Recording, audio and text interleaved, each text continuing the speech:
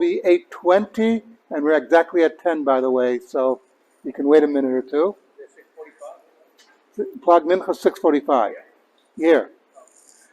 Tomorrow morning we'll be davening at 6:10. Now for a very brief Devar Torah, because I know guys have to get going. This week's Parsha, of course, is the reason we were stuck in the desert for 40 years. If you look at last week's Parsha, we were supposed to leave from Har Sinai, go directly to Eretz Yisrael, but because of this week's Parsha, we got stuck in the Midbar. It's the issue, well, we call them the spies. They really weren't spies, they were scouts. If you really look in the text, it calls them scouts, not spies. And the mistake that was made was who was chosen. These were the leaders of the tribes.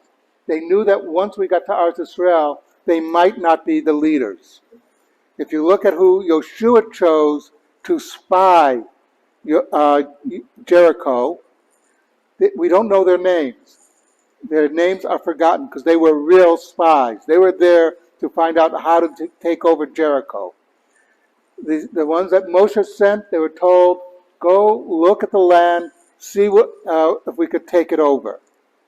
And they freaked out because they realized that once the people get into the land, we may no longer be leaders. They had a vested self-interest in staying in the desert.